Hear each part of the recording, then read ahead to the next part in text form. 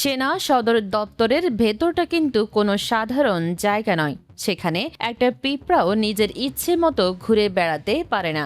যারা সেনাবাহিনীর কাঠামোগত স্ট্রাকচার সম্পর্কে একটু ধারণা রাখেন তারা এটা ভালোভাবেই জানেন। কোনো সেনা কর্মকর্তার পক্ষে ঊর্ধ্বতন কর্তৃপক্ষের কোনো নির্দেশনা ছাড়া সেনা সদর দপ্তরের একটা কোনায় কাউকে আটকে রাখা বা একটা প্রকোষ্ঠ তৈরি করে কারো বন্দি দশা নিশ্চিত করা প্রায় অসম্ভব একটা ব্যাপার।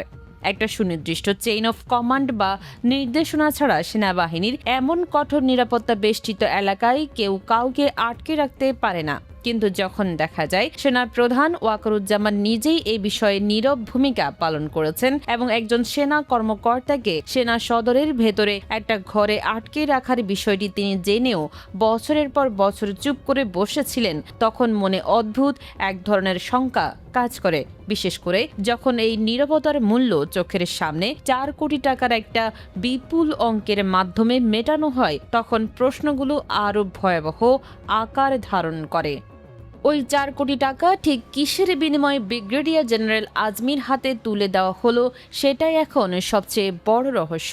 ব্রিগেডিয়ার আজমি আন্তর্জাতিক অপরাধ ট্রাইব্যুনালে দাঁড়িয়ে যে বয়ান দিয়েছেন তা শুনলে যে কারো মাথা ঘুরে যাওয়ার কথা। তিনি আদালতে স্পষ্ট করে বলেছেন যে এই 4 কোটি টাকা তাকে দেওয়া হয়েছে তার বাড়ি ভাড়া হিসেবে। একজন সেনা কর্মকর্তার বাড়ি ভাড়া বাবদ সেনাবাহিনীকে 4 কোটি টাকা মিটিয়ে দিতে হবে, এটা নিজেই এক অবিশ্বাস্য তথ্য। কত বছরের বাড়ি ভাড়া ধরা হয়েছে আর সেই বাড়িটা আবার কেমন হতে পারে যার ভাড়া 4 কোটি টাকা, সেই হিসাব কি কেউ কখনো দিতে পেরেছেন? এই 4 কোটি টাকার বাইরে পদোন্নতি এবং অন্যান্য সুবিধা মিলিয়ে যুদ্ধাপরাধের দায়ে অভিযুক্ত এবং দণ্ডপ্রাপ্ত গোলাম আজমের পুত্র ব্রিগেডিয়ার জেনারেল আজমি সর্বমোট কত কোটি টাকা পেয়েছেন সেই হিসাবটাও এখন পরিষ্কার করা দরকার। 5ই আগস্টের পর যখন সেই আয়না ঘর থেকে ব্রিগেডিয়ার আজমি বেরিয়ে এসেছিলেন তখন তার হাতে ছিল একটা নতুন রঙিন চকচকে গামছা। তিনি দাবি করেছিলেন যে 8 বছর ধরে ওই গামছাটা দিয়েই তিনি চোখের পানি মুছেছেন, ঘাম মুছেছেন, এমনকি গোসলের পর গা মুছেছেন। কিন্তু 8 বছর ধরে ব্যবহারের পরেও ওই গামছার রং একটু নষ্ট হয়নি এবং এটা বেশ টেকসই অবস্থায় ছিল। এটা কি কোনো মানুষের জন্য বিশ্বাসযোগ্য? এরপর আদালতে তিনি আরও একটা চাঞ্চল্যকর তথ্য দিয়েছেন। তার ভাষ্যমতে তাকে আটক রাখা হয়েছিল একটি 21x17 ফুটের ঘরে, অর্থাৎ কোনো ছোট সেলের ভেতর নয়, বেশ বড় একটা ঘরে তাকে রাখা হয়েছিল। এমনকি তিনি শারীরিকভাবে অসুস্থ হয়ে পড়লে সেই ঘরে তার জন্য এসি পর্যন্ত লাগিয়ে দেওয়া হয়েছে। কিন্তু যে অদ্ভুত ব্যাপারটা তিনি বলেছেন তা হলো তাকে যারা আটকে রেখেছিল বা যারা তাকে দেখভাল করত তাদের মধ্যে তিনি কাউকেই চিনতে পারেননি।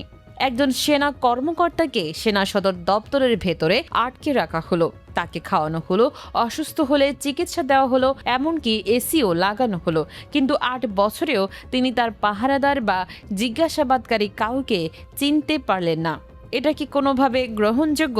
তাহলে সেনা প্রধান কার ছিলেন ওই সময়? এই বিশাল সেনা সদর দপ্তরে একটা মানুষকে আটকে রাখার দায়ভার কার উপর বর্তায়? এর উত্তরও যখন কেউ দিতে পারছে না, ঠিক তখনই ওয়াকারুজ্জামান হঠাৎ করে 4 কোটি টাকার একটা প্যাকেজ গোলাম আজমের পুত্রের হাতে গুজে দিলেন।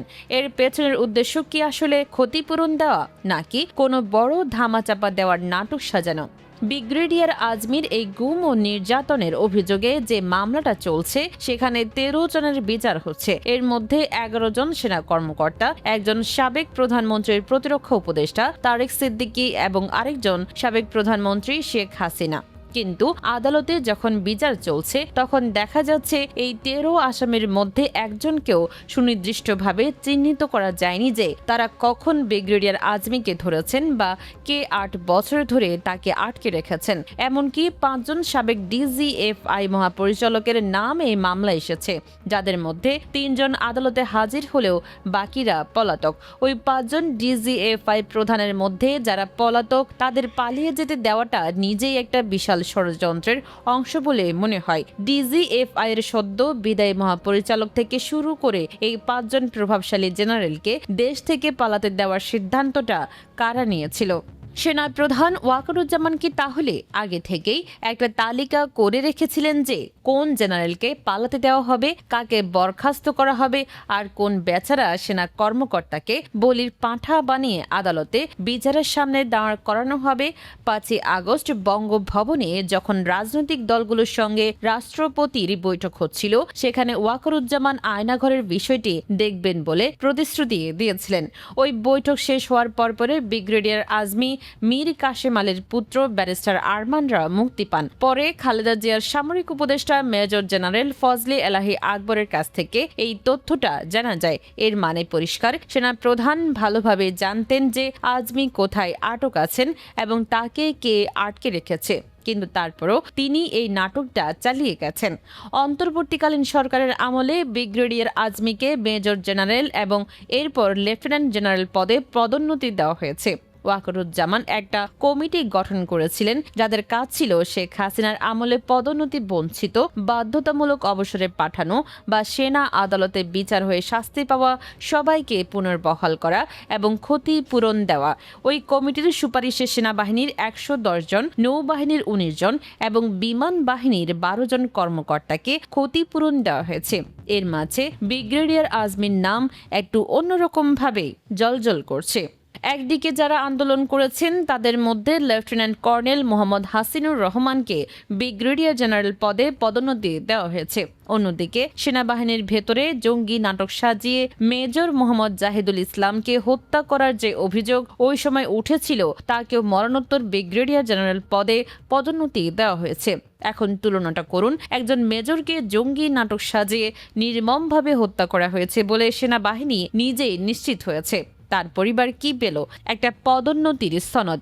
অন্যদিকে যিনি 8 বছর ধরে একটা এসি সহ বড় ঘরে বন্দী ছিলেন বলে দাবি করছেন, 5 জন ডিজিএফআই প্রধানকে পালাতে দেওয়া, আসল দোষীদের আড়াল করা এবং গোলাম আজমের পুত্রকে বাড়ি ভাড়ার নামে কোটি টাকা গুজে দেওয়ার নাটকটা যতই সাজানো হোক না কেন, এর ভেতরের ফাঁকগুলো একদিন না একদিন বেরিয়ে আসতে বাধ্য। সেনাবাহিনী একটা চৌকস প্রতিষ্ঠান, এখানে কেউ নির্দেশনা ছাড়া কাজ করে না। তাহলে সেনা সদরে যে ঘরটা তৈরি করা হয়েছিল, সেটা তৈরি করার নির্দেশটা এসেছিল কার কাছ থেকে? ওই ঘরে একজন ব্রিগেডিয়ার জেনারেলকে ঢুকিয়ে রাখার পর তাকে এসি পর্যন্ত লাগানোর অনুমতিটা কে দিয়েছিল?